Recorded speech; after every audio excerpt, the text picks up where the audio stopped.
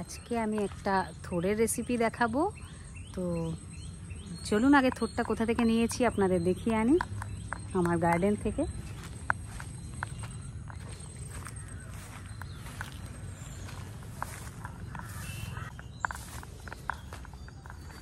এই হচ্ছে আমার থোড়ের গাছ, এটা আমি কেটে থোড় বার করেছি। দেখলেন, থোড়, মোচা এবং কাঁচকলা, পাকা কলা সব কালেক্ট করি। Good morning everybody. আজকে আমি থোড় নিয়ে চলে এসেছি। এটা একটা আমার গাছের থোড়। তো এটা কিভাবে প্রিপারেশন করব আপনারা দেখতে থাকুন। খুব সহজ পদ্ধতিতে এবং তেল কম দিয়ে, যতটা কম তেল দিয়ে সম্ভব সেভাবে একটা হেলদি প্রসিডিওরে আমি বানাবো। প্রথম আমি থোড়টাকে ছুলে নিয়েছি ভালো করে। এটা কাটারও একটা প্রসিডিওর আছে। যারা থোড় কোনোদিন খাননি তারা এইভাবে করে দেখতে পারেন, খেতে কিন্তু ভীষণ ভালো হয়। এটা প্রথমে রাউন্ড রাউন্ড করে কাটতে হয়, তারপরে সুতোর মতন একটা জিনিস বেরোয়, সেটাকে হাত দিয়ে ফেলে দিতে হয়। এটা শরীরের জন্য ভীষণ উপকারী একটা সবজি। যারা খাননি তারা তাড়াতাড়ি খেতে শুরু করুন। খুব আয়রন রিচড। এটা কাটাটা একটু প্রবলেমেটিক, কিন্তু যদি শিখে নেওয়া যায় তাহলে কিন্তু খুব সহজেই সেটা কেটে ফেলা যায়। জাস্ট হাতটা ঘুরিয়ে ঘুরিয়ে সুতোটাকে বার করে দিতে হয়, যাতে এটা মুখে না আসে।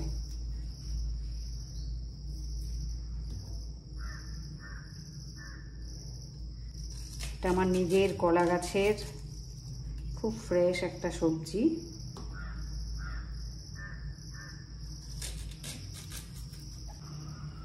চাকা চাকা কেটে নেবার পর এগুলো আমি এবার ছোট ছোট টুকরোতে কেটে নেব। খুব বেশি ছোট কাটার দরকার নেই।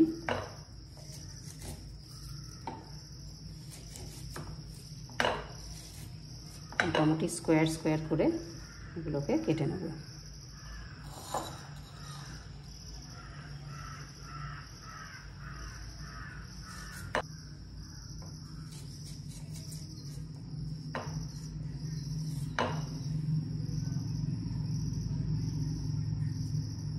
তো এটা আমার কাটা কমপ্লিট।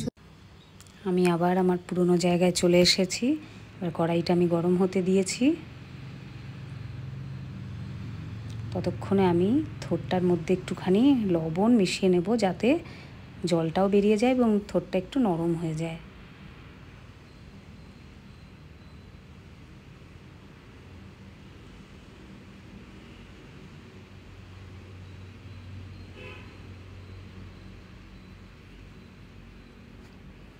দেখতেই পাচ্ছেন আমি ভালো করে এটাকে লবণটাকে মিশিয়ে এটা কিছুক্ষণের জন্য ঢেকে রেখে দেবো।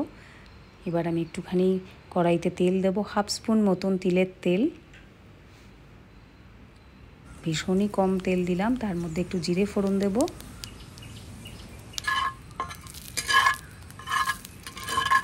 জিরাটা যখন ফুটে আসবে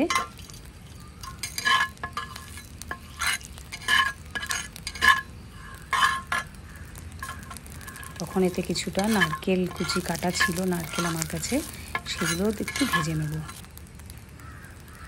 এবার কিছুটা চিনে বাদাম নারকেল কুচির সঙ্গে এটাও ভেজে নেব।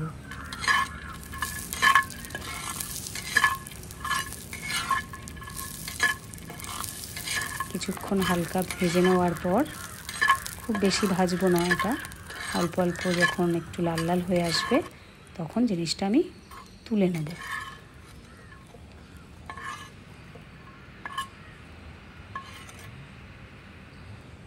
এরপর একটুখানি বড়ি, এই অল্প তেলের মধ্যে যেটুকু তেল অবশিষ্ট ছিল গায়ে লাগানো, তাতেই আমি হালকা শুকনো খোলা যেমনি করে ভাজে তেমন করে ভেজে নেব বড়িগুলো। মোটামুটি বড়িগুলো হালকা ভাজা মতন হয়ে এসেছে, লাল লাল হয়ে এসেছে। তো এগুলোকে আমি তুলে নেব। এবার আবার আমি একটু 1/2 স্পুন তেল দেবো। আগে আমি 1/2 স্পুনই তেল ইউজ করেছিলাম, এবার আবার আমি একটু হালকাই তেল দেবো এবং তাতে নুন মেখে রাখা যে থোড়টা ছিল সেটা দিয়ে দেবো। এবার থোড়টাকে আমি ভাজতে থাকবো।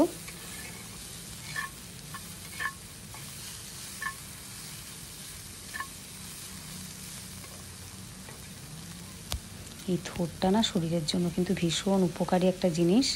আপনারা খেয়ে দেখবেন, যাদের অ্যানেমিক প্রবলেম আছে তাদের খুব তাড়াতাড়ি অ্যানেমিক প্রবলেমটা সলভ হয়ে যাবে। এবার এতে আমি একটু হলদি পাউডার, মির্চি পাউডার এবং জিরে পাউডার ইউজ করলাম। এটা সম্পূর্ণ নিরামিষ একটা খাবার। যারা মঙ্গলবার বৃহস্পতিবার দিন পেঁয়াজ রসুন কিছু খান না তাদের জন্য এটা একটা ভালো রেসিপি, তারা খেয়ে দেখতে পারেন। এরপরে যখন একটু ভাজা ভাজা হয়ে যাবে একটু জল ইউজ করব, খুব অল্প জল দেব, বেশি জল দেব না। এবং তার সঙ্গে আমি অল্প কটা ছোট ছোট করে আলু কেটে রেখেছিলাম, সেগুলো মিশিয়ে দেব। এটা আমি আগেই ভেজে এটাকে ইউজ করতে পারতাম, কিন্তু যেহেতু তেল কম দেব তাই জন্য এটাতে আমি কাঁচা আলুটাই এখানে দিলাম, যাতে এই থোড়ের সঙ্গে এটা একসাথেই জলে সেদ্ধ হয়ে যায়। এবার আমি এটাকে ঢেকে একটু জাল হতে দেব।